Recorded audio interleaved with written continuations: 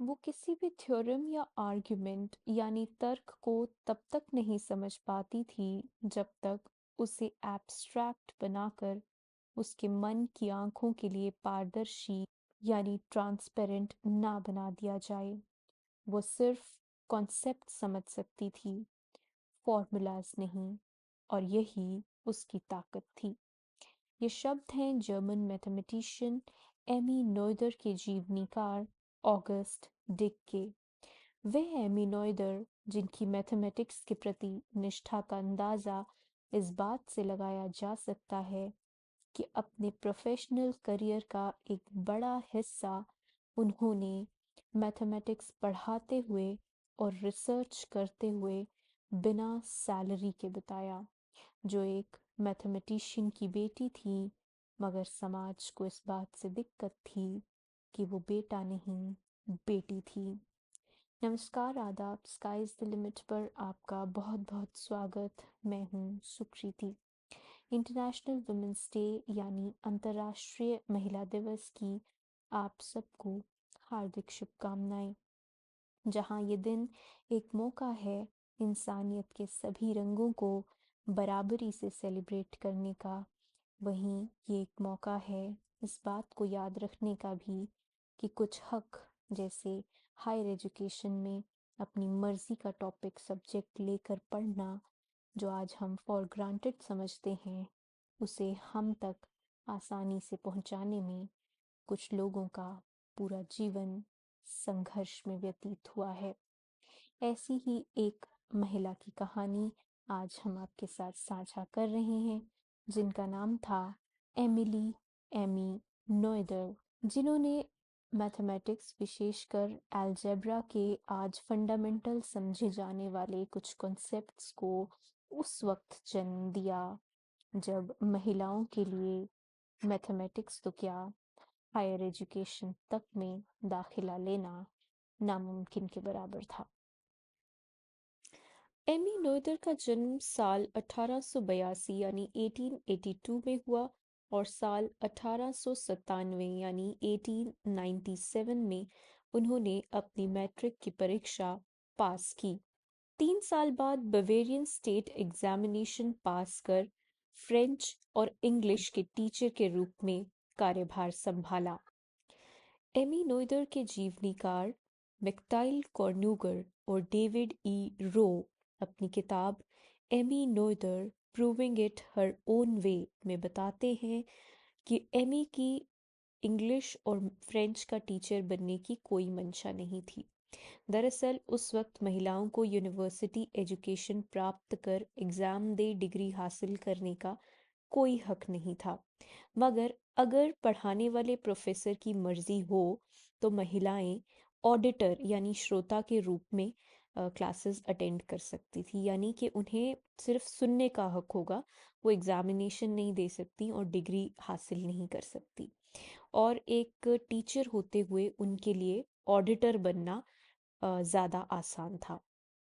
गौरतलब है कि जिस वक्त एमी ने एक ऑडिटर के रूप में रजिस्टर किया, उस वक्त उनके साथ रजिस्टर करने वाली सिर्फ एक और महिला थी, जहां पर लड़कों की संख्या 984 यानी 984 थी। एमी का ये कदम मैथमेटिक्स के प्रति उनकी निष्ठा का सबूत देता है। जहां इस वक्त उनकी उम्र की किसी भी लड़की के लिए स्कूल टीचर बनना एक कन्वेंशनल करियर हो सकता था और एक सेटलमेंट का सीधा रास्ता हो सकता था, ये मैथमेटिक्स के प्रति एमी नोएथर की निष्ठा ही थी कि उन्होंने अपने इंटरेस्ट को एक सुचारू दिशा प्रदान करने का सोचा, वो भी तब जब उन्हें ये मालूम नहीं था कि वो इस क्षेत्र में कोई प्रोफेशनल करियर बना भी सकती हैं या नहीं। 1904 में स्टेट गवर्नमेंट के ऑर्डर्स के बाद महिलाओं को यूनिवर्सिटी एजुकेशन में एनरोल हो परीक्षा देने और डिग्री हासिल करने का हक प्राप्त हुआ। साल 1907 में एमी नोएथर ने ओरल इंटरव्यू क्लियर किया ताकि वो डॉक्टरेट ऑफ फिलॉसफी यानी पीएचडी के लिए एनरोल हो सकें। हालांकि उन्हें मैथमेटिक्स पढ़ने और रिसर्च करने का खूब मौका प्राप्त हुआ, लेकिन एक परमानेंट प्रोफेसर की रूप में वो कभी भी सर्विसेज ज्वाइन नहीं कर पाई। यहाँ ये ध्यान देना ज़रूरी होगा कि उस समय के चर्चित मैथमेटिशियन जैसे डेविड हिल्बर्ट और फिशर क्लाइन के सिफारिश पर भी स्टेट गवर्नमेंट ने एमी को प्रोफेसरशिप के लिए एलिजिबल नहीं समझा। नतीजतन लगभग अपनी पूरी जिंदगी वो कॉन्ट्रैक्ट बेसिस पर कम सैलरी और कभी-कभी बिना सैलरी के भी काम करती रहीं।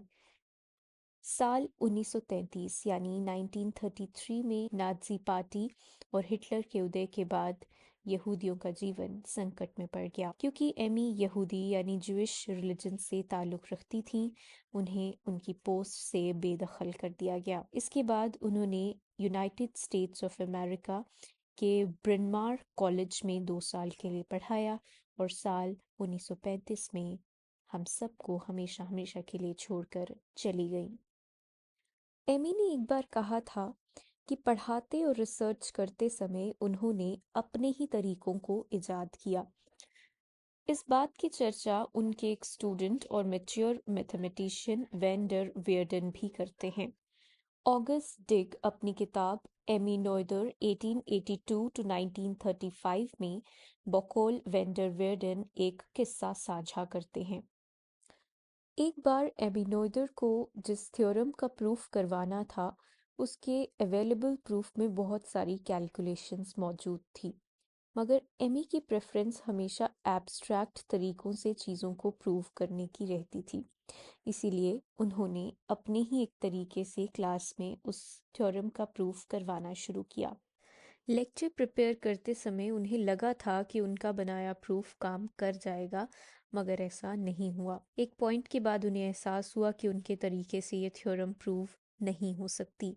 इस पर गुस्से से तमतमाते हुए उन्होंने चॉक को ज़मीन पर मसलते हुए चिल्लाया कि मुझे दुख है कि मुझे इसे इसी तरीके से करना पड़ेगा जिससे मैं नहीं चाहती थी।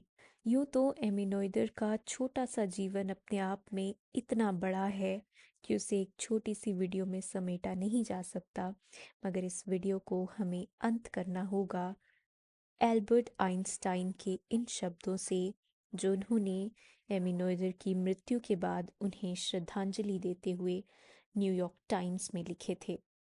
एल्बर्ट आइंस्टाइन लिखते हैं, हम में से ज़्यादातर लोग अपनी पूरी ज़िंदगी 2 वक्त की रोटी जुटाने में लगे रहते हैं। वो लोग जो खुशकिस्मती से ऐसे घरों में पैदा होते हैं जहाँ 2 वक्त की रोटी जुटा पाना मुश्किल ना हो, उनमें से भी ज़्यादातर लोग अपने सांसारिक सुखों यानी मटेरियल प्लेजर्स को और बढ़ाने में लगे रहते हैं। लेकिन इस बीच खुशकिस्मती से एक अल्पसंख्यक तबका यानी एक माइनॉरिटी ग्रुप ऐसा भी है जो जीवन में बहुत जल्दी इस बात को समझ लेता है कि सबसे ज़्यादा सुंदर और संतुष्टि देने वाले सैटिस्फाइंग अनुभव बाहर से नहीं आते, मगर जुड़े होते हैं व्यक्ति की अपनी सोच से, उसकी भावनाओं से और उसके कामों से।